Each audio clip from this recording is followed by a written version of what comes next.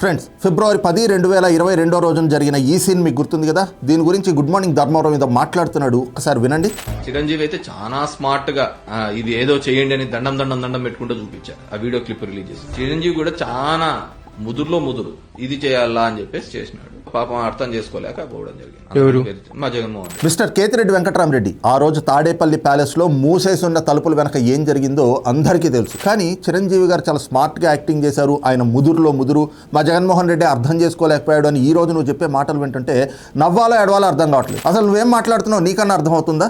అదేమీ live telecast కాదు, ఒక ప్రైవేట్ మీటింగ్. అక్కడ ఉంది మీ సాక్షి మీడియా ఒక్కటే. సినీ పరిశ్రమ బాగుండాలి, వేలాది మంది కార్మికుల పొట్ట నిండాలని చిరంజీవి గారు తన స్థాయిని తగ్గించుకుని సంస్కారంతో జగన్మోహన్ రెడ్డికి చేతులు జోడించి నమస్కరిస్తే ఆ వీడియోని బయటకి లీక్ చేసింది ఎవరు? మీ వైసీపీ సోషల్ మీడియా ద్వారానే కదా ఆ వీడియో బయటకు వచ్చింది.